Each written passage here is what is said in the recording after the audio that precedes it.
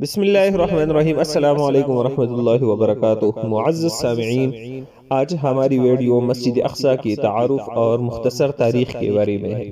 آج کی ویڈیو بہت ہی زبردست ہونے والی ہے کیونکہ اس ویڈیو میں ہم مسجد اقصی کا محلی وقوع، اس کی فتوحات کہ کس نے کس دور میں اس کو فتح کیا ہے، اسی طرح مسجد اقصی کی پوری تاریخ ہم آج بیان کریں گے۔ تو آج کی ویڈیو بہت ہی زبردست ہونے والی ہے۔ آپ نے کسی بھی جگہ کو ویڈیو کو سکپ نہیں کرنا کیونکہ بعد میں آپ کو سمجھ میں نہیں آئے گا۔ اس وجہ سے آپ نے ویڈیو کو پوری دیکھنا ہے، اور اگر ویڈیو پسند آئی تو ویڈیو کو لائک کرنا ہے، چینل کو سبسکرائب کرنا ہے اور بیل آئیکن کو ضرور کلک کریں تاکہ جب بھی ہم اسی طرح معلوماتی ویڈیو اپلوڈ کریں تو سب سے پہلے نوٹیفیکیشن آپ تک پہنچ جائے۔ سب سے پہلے ہم بیان کرنے والے ہیں مسجد اقصی کا محلی وقوع۔ مسجد اقصی شام کے علاقے یعنی موجودہ فلسطین میں واقع ہے اور اس کو القدس بھی کہا جاتا ہے۔ القدس یروشلم کا عربی نام ہے۔ اسلام سے قبل اس کا نام ایک رومی بادشاہ ہیروڈوس نے ایلیا رکھا تھا، اور یہ بحیرہ روم سے 52 کلومیٹر، بحیرہ احمر سے 250 کلومیٹر اور بحر مردار سے 22 کلومیٹر کے فاصلے پر واقع ہے۔ بحیرہ روم سے اس کی اونچائی 750 میٹر اور بحر مردار کی سطح سے اس کی بلندی 1150 میٹر ہے۔ سب سے پہلے یہاں یبوسیس آ کر آباد ہوئے۔ ایک روایت ہے کہ اس شہر کو سام بن نوح نے آباد کیا۔ سب سے پہلے 1013 قبل مسیح میں سیدنا داؤد علیہ السلام نے اس کو فتح کیا۔ مسجد اقصی کی تاریخی حیثیت کیا ہے؟ ایک قول ہے کہ زمین پر پہلی مسجد اقصی ہے، لیکن یہ بات درست نہیں کیونکہ قرآن مجید کی روشنی میں اس زمین پر اللہ کی عبادت کے لیے جو سب سے پہلا گھر و مسجد بنائی گئی وہ مسجد بیت الحرام ہے، جس کو فرشتوں نے تعمیر کیا ہے، جیسا کہ بخاری شریف میں بھی سیدنا ابو ذر رضی اللہ تعالیٰ عنہ سے روایت ہے جس میں یہ صراحت ہے کہ مسجد بیت الحرام کی تعمیر اور مسجد اقصی کی تعمیر میں 40 سال کا عرصہ ہے۔ اور ایک روایت میں ہے کہ مسجد بیت الحرام کو ابن آدم کی پیدائش سے 2000 سال پہلے فرشتوں نے تعمیر کیا۔ امام قرطبی رحمہ اللہ فرماتے ہیں کہ ان دونوں روایتوں سے یہ بات ثابت ہوئی کہ سیدنا ابراہیم علیہ السلام بیت الحرام کے اور سیدنا سلیمان علیہ السلام مسجد اقصی کی مجدد ہے، نہ کہ مؤسس۔ اور مسجد اقصی کا ذکر قرآن مجید میں اس آیت میں ہے جس میں معراج نبوی صلی اللہ علیہ وسلم کا تذکرہ ہے۔ مسجد اقصی کی تعمیر کے ادوار، اس بارے میں مختلف روایات ہے کہ مسجد اقصی کا مؤسس اول کون ہے۔ پہلا قول یہ ہے کہ سب سے پہلے فرشتوں نے تعمیر کی۔ دوسرا قول یہ ہے کہ سیدنا آدم علیہ السلام نے سب سے پہلے تعمیر کی۔ تیسرا قول یہ ہے کہ سیدنا سام بن نوح علیہ السلام سب سے پہلے تعمیر کرنے والے ہیں، اور چوتھا قول یہ ہے کہ سیدنا داؤد اور سلیمان علیہ السلام پہلے تعمیر کرنے والے ہیں۔ علامہ احمد بن عبد الواحد المقدسی فرماتے ہیں کہ ان سب روایتوں میں اس طرح تطبیق ہو سکتی ہے کہ سب سے پہلے فرشتوں نے، پھر سیدنا آدم علیہ السلام نے، پھر سیدنا سام بن نوح علیہ السلام نے، اور پھر سیدنا داؤد و سلیمان علیہ السلام نے بالترتیب تعمیر کیا ہو۔ مسجد اقصی پر آنے والے حوادثات۔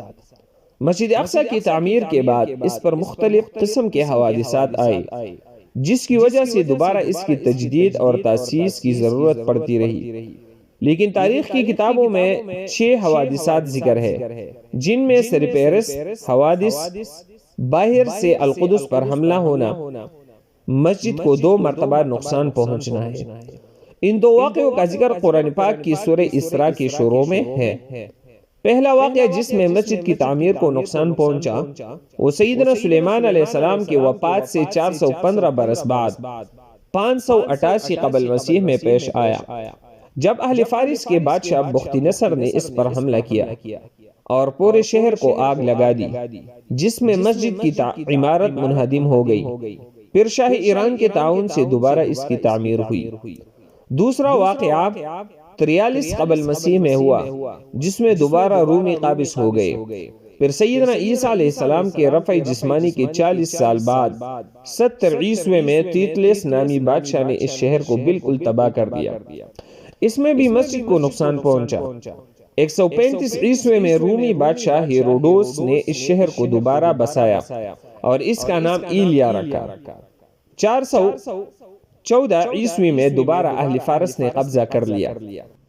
مسجد اقصی کا اسلامی دور۔ سیدنا عمر رضی اللہ تعالیٰ عنہ کی دور خلافت میں سیدنا ابو عبیدہ بن جراح رضی اللہ تعالیٰ عنہ نے 14 ہجری میں بیت المقدس کا محاصرہ کیا اور ان کے سامنے اپنا پیغام رکھا۔ نہ ماننے کی صورت میں قتل اور صلح کی صورت میں جزیہ اور خراج کا حکم سنایا، تو وہ ایک شرط پر صلح کے لیے تیار ہو گئے کہ خلیفہ وقت صلح کے لیے خود تشریف لائے۔ سیدنا ابو عبیدہ رضی اللہ تعالیٰ عنہ نے سیدنا عمر رضی اللہ تعالیٰ عنہ کو خط لکھ کر ساری صورتحال سے آگاہ کیا، تو سیدنا عمر رضی اللہ تعالیٰ عنہ نے سیدنا علی رضی اللہ تعالیٰ عنہ کے مشورہ سے بیت المقدس جانے پر راضی ہو گئے۔ 17 ہجری میں سیدنا عمر رضی اللہ تعالیٰ عنہ کے دور خلافت میں مسجد اقصی اسلام کے سائے میں آ گئی۔ سیدنا عمر رضی اللہ تعالیٰ عنہ نے مسجد کو صاف کروایا اور وہاں پر مسجد تعمیر کرا لی، جس کو مسجد عمر رضی اللہ تعالیٰ عنہ کہتے ہیں۔ پھر اس کے بعد سلطان صلاح الدین ایوبی نے قبلہ اول کی آزادی کے لیے تقریباً 16 جنگیں لڑی اور بلاخر 538 ہجری مطابق سن 1187 عیسوی میں سلطان صلاح الدین ایوبی نے پیہ معرکہ آرائیوں کے بعد بیت المقدس کو صلیبیوں سے آزاد کروا لیا اور مسجد اقصی کو عیسائیوں کے تمام نشانات سے پاک کیا اور محراب اور مسجد کو دوبارہ تعمیر کیا۔ اس طرح 88 سال بعد بیت المقدس دوبارہ مسلمانوں کی بازیابی میں آ گیا اور ارض مقدسہ سے عیسائی حکومت کا صفایا ہو گیا۔ اس طرح ارض مقدسہ پر تقریباً 761 برس مسلسل مسلمانوں کی سلطنت رہی۔ پھر پہلی جنگ عظیم دسمبر 1917 عیسوی کے دوران میں انگریزوں نے بیت المقدس اور فلسطین پر قبضہ کر کے یہودیوں کو آباد ہونے کی عام اجازت دے دی۔ یہود و نصارہ کی سازش کے تحت نومبر 1947 میں اقوام متحدہ کی جنرل اسمبلی نے داندلے سے کام لیتے ہوئے فلسطین عربوں اور یہودیوں میں تقسیم کر دیا، یہاں تک کہ 14 مئی 1948 عیسوی میں امریکہ، برطانیہ اور فرانس کی سازشوں سے ارض فلسطین کے خطہ میں صہیونی سلطنت قائم کی گئی، اور جب 1948 عیسوی کو یہودیوں نے اسرائیل کے قیام کا اعلان کر دیا تو پہلی عرب اسرائیل جنگ چڑھ گئی۔ اس جنگ کے نتیجے میں اسرائیلی فلسطین کے 78% رقبے پر قابض ہو گئے، تاہم مشرقی یروشلم، بیت المقدس اور غرب اردن کے علاقے اردن کے قبضے میں آ گئی۔ پھر تیسری عرب اسرائیل جنگ جون 1967 عیسوی میں اسرائیلیوں نے بقیہ فلسطین اور بیت المقدس پر بھی تسلط جما لیا، اور اس طرح سن 1967 عیسوی سے بیت المقدس پر یہودیوں نے قبضہ کر لیا اور اب پوری طرح ان کے قبضے میں ہے۔ اسلام اور ملت اسلامیہ کے خلاف یہودیوں کی دشمنی تاریخ کا ایک مستقل باب ہے۔ یہودی مدینہ نے عہد رسالت مآب میں جو شورش اور سازشیں کی، ان سے تاریخ اسلام کا ہر طالب علم آگاہ ہے۔ گزشتہ 14 صدیوں سے یہود نے مسلمانوں کے خلاف بالخصوص اور دیگر انسانیت کے خلاف بالعموم معادانہ رویہ اختیار کیا۔ 20ویں صدی کے حادثات و سانحات میں سب سے بڑا سانحہ مسئلہ فلسطین ہے۔ یہود و نصارہ نے یہ مسئلہ پیدا کر کے گویا اسلام کے دل میں خنجر گونپ رکھا ہے۔ سن 1948 میں اسرائیل کے قیام کے بعد یورپ سے آئے ہوئے غاصب یہودیوں نے ہزاروں سال سے فلسطین میں آباد فلسطینیوں کو ان کی زمینوں اور جائیدادوں سے بے دخل کر کے انہیں کیمپوں میں نہایت ابتر حالت میں زندگی بسر کرنے پر مجبور کر دیا۔ 21 اگست 1969 کو ایک آسٹریلوی یہودی ڈینس مائیکل روہان نے قبلہ اول کو آگ لگا دی، جس سے مسجد اقصی 3 گھنٹے تک آگ کی لپیٹ میں رہی اور جنوب مشرقی جانب عین قبلہ کی طرف کا بڑا حصہ گر پڑا۔ محراب میں موجود منبر بھی نذر آتش ہو گیا، جسے صلاح الدین ایوبی نے فتح بیت المقدس کے بعد نصب کیا تھا۔ دراصل یہودی اس مسجد کو ہیکل سلیمانی کی جگہ تعمیر کردہ عبادت گاہ سمجھتے ہیں اور اسے گرا کر دوبارہ ہیکل سلیمانی تعمیر کرنا چاہتے ہیں، حالانکہ وہ کبھی بھی بذریعہ دلیل اس بات کو ثابت نہیں کر سکے کہ ہیکل سلیمانی یہی تعمیر تھا۔ گزشتہ نصف صدی سے زائد عرصہ کے دوران اسرائیلی یہودیوں کی جارحانہ کارروائیوں اور جنگوں میں ہزاروں لاکھوں فلسطینی مسلمان شہید یا زخمی یا بے گھر ہو چکے ہیں، اور لاکھوں افراد مقبوضہ فلسطین کے اندر یا آس پاس کے ملکوں میں کیمپوں کے اندر قابل رحم حالت میں زندگی بسر کر رہے ہیں، بلکہ غزہ تو مکمل ایک زندان بن چکی ہے، اور اقوام متحدہ اور اس کے کرتا درتا امریکہ اور یورپ کے ممالک یہودیوں کے سرپرست اور پشتیبان بنے ہوئے ہیں۔ افسوس کا مقام ہے کہ بعض نام نہاد مسلم ممالک اپنی ذاتی حقیر مفادات اور اپنی چند روزہ شان و شوکت اور عارضی کرسی کی بقا کی خاطر یا تو ان دشمنان اسلام کی حمایت کر رہے ہیں یا خاموش تماشائی بنی ہوئی ہے۔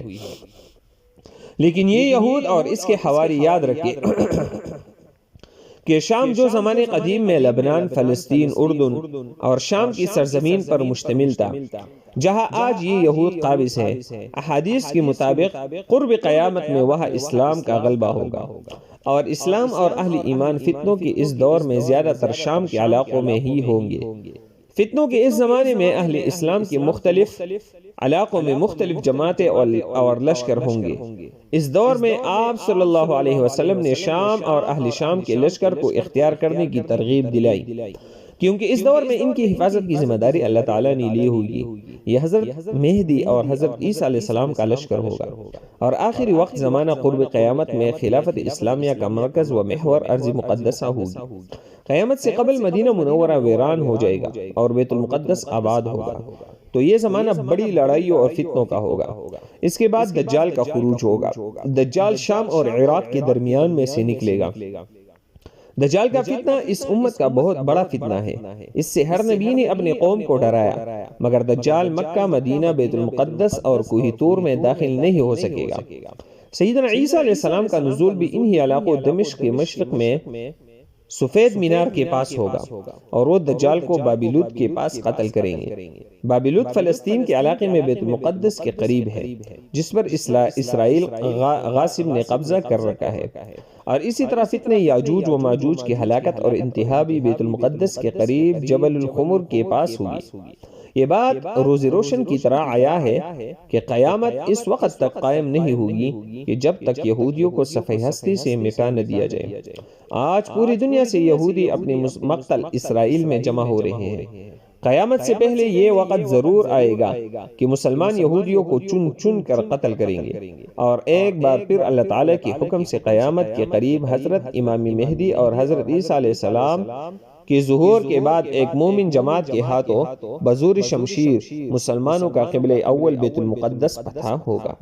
بیت المقدس اور فلسطین کے موجودہ حالات سے یہ بات واضح ہے کہ وہ وقت اب قریب ہے، لہٰذا مسلمانوں کو چاہیے کہ وہ قبلہ اول کی حفاظت اور آزادی کے لیے ہمہ وقت تیار رہے، اور اپنی نسلوں کو اس کی تاریخ سے واقف کرواتے ہوئے اس کی بازیابی کے لیے تیار رہے۔ اسلامی دور میں مسجد اقصی کی تعمیر و ترقی۔ 17 ہجری میں فتح کے بعد کافی عرصہ بعد امی خلیفہ عبد الملک بن مروان نے 45 ہجری میں اس کی تعمیر اور مرمت کا آغاز کیا، اور ولید بن عبد الملک نے مصر کے 7 سال کا خراج اس کی تعمیر کے لیے وقف کر دیا تھا۔ 130 ہجری اور 158 ہجری کے زلزلوں میں اس کی عمارت کو نقصان پہنچا، تو 149 ہجری میں مہدی کی دوری حکومت میں دوبارہ اس کی تعمیر کی گئی۔ 407 کے زلزلے عیسوی کے زلزلے میں قبہ کی دیواریں منہدم ہو گئی، تو 413 میں ظاہر فاطمی نے اس کی دوبارہ تعمیر کی، اور فرنگی بادشاہوں نے مسلمان بادشاہوں کی کمزوریوں سے فائدہ اٹھاتے ہوئے 492 ہجری میں بیت المقدس پر حملہ کر دیا، اور سیدنا عمر رضی اللہ تعالیٰ عنہ کے برخلاف اس بادشاہ نے مسلمانوں کا قتل عام کیا۔ اس کے بعد مسلمان بادشاہوں نے اس کی مرمت اور تزیین میں حصہ لیتے رہے۔ 455 ہجری میں ملک معظم نے، اور 448 ہجری میں ظاہر بیبرس نے، اور 774 عیسوی میں منصور قلادو نے، اور 749 ہجری میں ملک اشرق نے، اور 789 ہجری میں ظاہر برسوق اور ظاہر جقمق العلانی نے اور 877 ہجری میں الاشرف ابو النصر نے تجدید کی۔ خلافت عثمانیہ کے خلفاء بھی حصہ لیتے رہے، خاص طور پر سلیمان القانونی نے 949 ہجری میں تجدید کی۔ اس کے بعد عثمانی خلفاء نے اس کی طرف خاص توجہ نہ دی۔ بہرحال پھر بھی 1232 ہجری، 1254 ہجری، 1251 ہجری اور اس کے بعد بھی تزئین و آرائش کا کام جاری رہا، اور موجودہ تعمیر ترک سلاطین کے دور میں سلطان عبد الحمید 1853 عیسوی اور سلطان عبدالعزیز 1874 عیسوی کے دور حکومت کی تعمیر کردہ ہے۔ مسجد اقصی کی مساحت۔ مسجد اقصی کا اطلاق اس پورے احاطے پر ہوتا ہے جس کو سیدنا سلیمان علیہ السلام نے تعمیر کیا ہے، اور اس پر مسجد اقصی کا اطلاق کیا ہے۔ اس اعتبار سے اور ہر دور میں گز اور میٹر کے اختلاف کی وجہ سے مسجد اقصی کے طول و عرض میں مورخین کے مختلف اقوال ہیں۔ احسن التقاسیم اور مختصر کتاب البلدان میں ہے کہ مسجد اقصی کی لمبائی 1000 گز اور چوڑائی 700 گز ہے۔ معجم البلدان میں ہے کہ اس کی لمبائی اس کی چوڑائی سے زیادہ ہے۔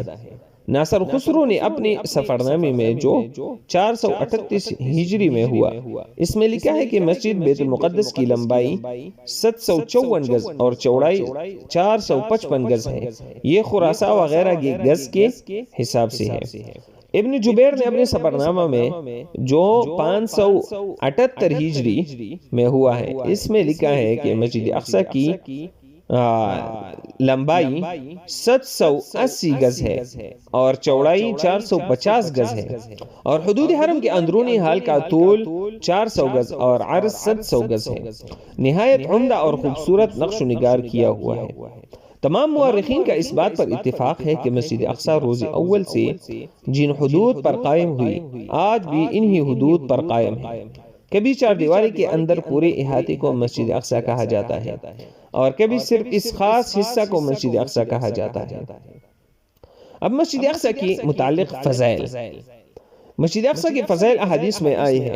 ایک روایت میں ہے کہ رسول اللہ صلی اللہ علیہ وسلم نے فرمایا کہ 3 مسجدوں کے علاوہ کسی دوسری جگہ کے لیے تم اپنے کی جاؤں کو نہ باندھو، یعنی سفر نہ کرو۔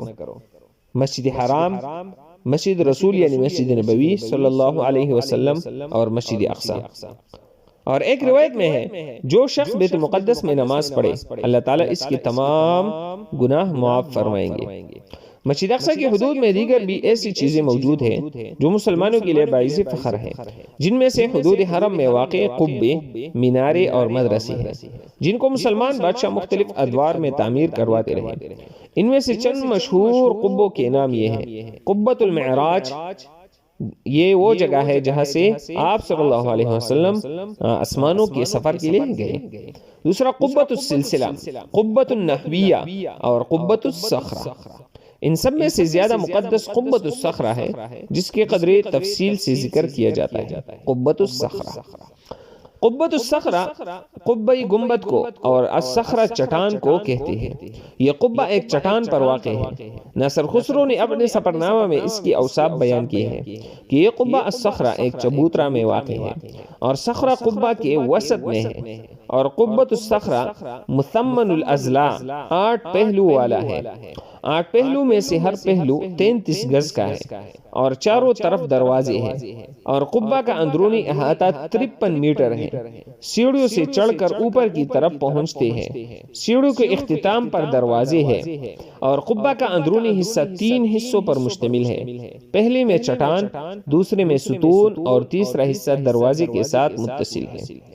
قبہ میں اندر کی طرف ستون کی 2 قطاریں ہیں۔ پہلی قطار چٹان کے ارد گرد ہے، اس میں 4 بڑے مربع الاضلاع 4 پہلو والے اور 2 گول چھوٹے ستون ہیں۔ دوسری قطار ذرا فاصلے پر ہے، اس میں 8 بڑے مسدس الاضلاع 6 پہلو والے اور 14 اور 16 چھوٹے ستون ہیں، اور ان ستونوں پر سونے کا پانی چڑھا ہوا ہے۔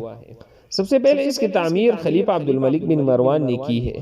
یا تاریخ یعقوبی کے مصنف نے یہ ایک بات نقل کی ہے کہ جب خلیفہ عبد الملک بن مروان کا سیدنا عبداللہ بن زبیر رضی اللہ تعالیٰ عنہ سے اختلاف ہوا تو حجاز پر سیدنا عبداللہ بن زبیر رضی اللہ تعالیٰ عنہ کا کنٹرول تھا۔ خلیفہ نے لوگوں کی توجہ حرمین شریفین سے ہٹانے کے لیے مسجد اقصی میں قبۃ الصخرہ تعمیر کروایا۔ لیکن یہ بات درست نہیں ہے کیونکہ تاریخ یعقوبی کا مصنف شیعہ ہے اور وہ امی خلفاء کو اپنی شیعیت کی وجہ سے پسند نہیں کرتا تھا۔ دوسری وجہ یہ ہے کہ خلیفہ عبد الملک بن مروان نے اسی دور میں جامع مسجد دمشق اور دیگر مقدس مقامات پر شاندار خوبصورت عمارتیں تعمیر کروائی، یہ بھی ان میں سے ایک ہے۔ بہرحال قبۃ الصخرہ امی دور کا ایک اہم شاہکار تصور کیا جاتا ہے جس کی وجہ سے مسجد اقصی کی رونق میں اور اضافہ ہوتا ہے۔ قبۃ الصخرہ کی تعمیر مشہور تابعی رجاء بن حیات اور یزید بن سلام کی نگرانی میں مکمل ہوئی۔ جب تعمیر مکمل ہوئی تو ان حضرات نے خلیفہ وقت کو لکھا کہ 1,00,000 دینار بچ گئے ہیں، تو خلیفہ نے ان کو ان کی ایمانداری اور دیانتداری کا انعام دینا چاہا، تو انہوں نے جواب دیا کہ ہم اس اعزاز میں اور نعمت کے شکرانے کے طور پر اپنی بیویوں کے زیور اس میں لگا دیں، چاہے جائے کہ اس کے بدلے انعام لیں۔ تو خلیفہ نے حکم دیا کہ اس کے سونے کو پگھلا کر طلاکاری کر دی جائے، یہ ان کے خاص اخلاص کا نتیجہ تھا۔ الصخرہ، یہ قبہ جس چٹان پر ہے وہ چٹان ایک قدرتی پتھر ہے جس کی لمبائی 54 فٹ اور چوڑائی 42 فٹ ہے اور نیم دائری کی غیر منظم شکل ہے۔ ناصر خسرو اپنے سفرنامے میں لکھتے ہیں کہ اس کا کل احاطہ 100 گز ہے اور یہ غیر منظم شکل ہے اور نہ ہی مدورہ اور نہ ہی مربع، یہ عام پہاڑوں کی طرح ہے۔ اس چٹان کے کئی فضائل ہیں۔ سیدنا ابن عباس رضی اللہ تعالیٰ عنہ سے روایت ہے کہ یہ چٹان جنت کی چٹانوں میں سے ہے۔ اکثر مورخین کے نزدیک یہ وہی جگہ ہے جہاں پر اسرافیل علیہ السلام کڑے ہو کر نفخ اخیرہ پھونکی گئی۔ یہی انبیاء سابقین علیہ السلام کا قبلہ رہا ہے اور 16-17 ماہ تک نبی کریم صلی اللہ علیہ وسلم بھی اس کی طرف رخ کر کے نماز پڑھتے رہے۔ یہودیوں کا قبلہ اول ہونے کی وجہ سے عیسائی وہاں پر کوڑا کرکٹ پھینکتے تھے۔ جب سیدنا عمر رضی اللہ تعالیٰ عنہ نے فتح کیا تو اس کو صاف کروایا۔ غار، اسی چٹان کے نیچے ایک غار ہے جو مربع شکل میں ہے۔ اس غار کی لمبائی 11 فٹ اور زمین سے اونچائی 30 فٹ ہے۔ غار تک پہنچنے کے لیے قبلہ کی طرف 11 سیڑھیاں ہیں اور غار کے دروازے کے پاس ایک عمارت ہے جو 2 ستونوں پر مشتمل ہے اور سنگ مرمر سے اس کی تزئین کی گئی ہے۔ عمارت کے اندر 2 محراب ہیں۔ محراب کے نیچے 2 ستون انتہائی خوبصورت اور سنگ مرمر سے بنے ہوئے ہیں۔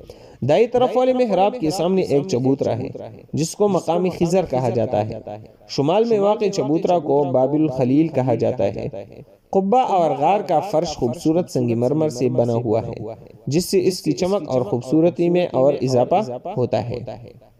مسجد کا اندرونی حصہ، مسجد کے اندرونی حصے کے مغربی جانب جامع النساء ہے جہاں کو فاطمیوں نے تعمیر کروایا، اور مغربی جانب جامع عمر رضی اللہ تعالیٰ عنہ ہے جس کو سیدنا عمر رضی اللہ تعالیٰ عنہ نے فتح کے بعد تعمیر کرایا تھا، اور اسی عمارت کی طرف ایک بڑا خوبصورت ایوان ہے جس کو مقامی عزیر کہا جاتا ہے۔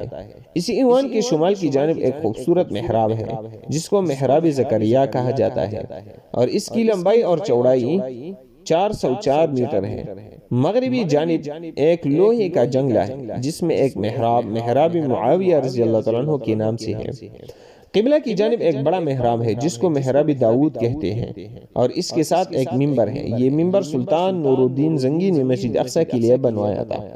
خود انتقال کر گئے لیکن ان کی جانشین سلطان صلاح الدین ایوبی نے اس کو فتح کے بعد حلب سے منگوا کر نصب کیا۔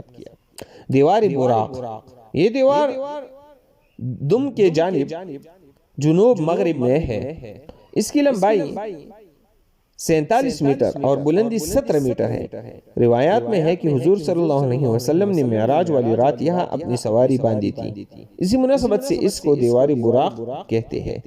مسند احمد کی روایت میں ہے کہ سیدنا عمر رضی اللہ تعالیٰ عنہ نے فتح کے بعد کعب احبار سے پوچھا کہ کہاں نماز پڑھوں؟ انہوں نے فرمایا کہ چٹان کے پیچھے کھڑے ہو کر نماز پڑھیں تاکہ سارا قدس آپ کے سامنے ہو۔ سیدنا عمر رضی اللہ تعالیٰ عنہ نے فرمایا کہ آپ نے تو یہودیوں سے ملی جلی بات کہی، میں تو وہاں پر نماز پڑھوں گا جہاں پر رسول اللہ صلی اللہ علیہ وسلم نے نماز پڑھی تھی۔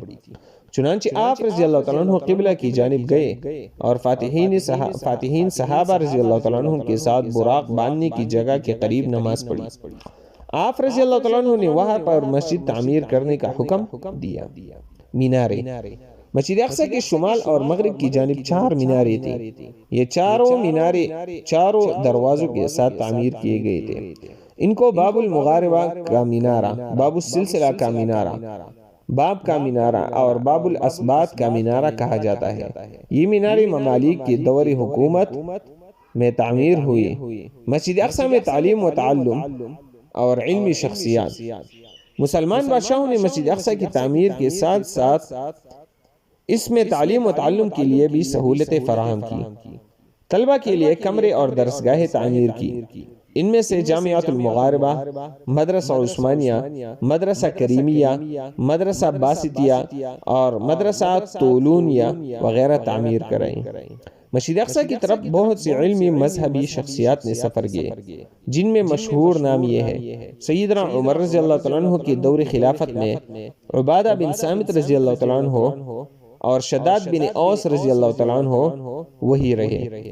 مشہور مفسر مقاتل بن سلیمان اور فقیہ امام عبد الرحمن بن عمر اوزاعی اور عراق کے مشہور عالم امام سفیان ثوری رحمہ اللہ اور مصر کے امام لیث بن سعد رحمہ اللہ اور فقہ شافعی کے بانی امام محمد بن ادریس شافعی رحمہ اللہ اور حجت الاسلام ہے رحمہ اللہ تعالی۔ اس کے بعد عیسائیوں کے قبضہ میں جانے کے بعد یہ سلسلہ موقوف ہو گیا تھا، لیکن سلطان صلاح الدین ایوبی رحمہ اللہ کی فتح کے بعد دوبارہ اس میں تعلیم اور تعلم کا سلسلہ جاری ہو گیا، اور ہندوستان کے مشہور خطیب مولانا محمد علی جوہر کا مقبرہ مدرسہ خاتونیہ کے باہر واقع ہے۔ معزز سامعین، تو یہ آپ نے سنا مسجد اقصی کی مختصر تعریف اور مختصر تاریخ۔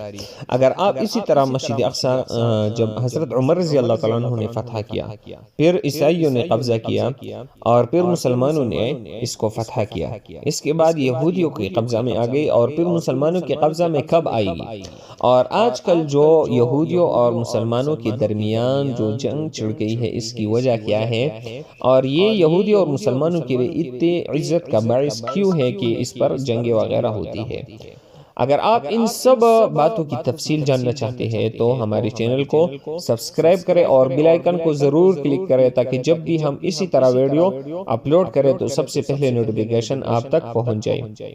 تو اگر آج کی ویڈیو آپ کو پسند آئی ہے تو ویڈیو کو لائک کریں ہماری ویڈیو کو، اور ایک خوبصورت پیارا سا جملہ کمنٹ میں آپ کو لکھنا ہے۔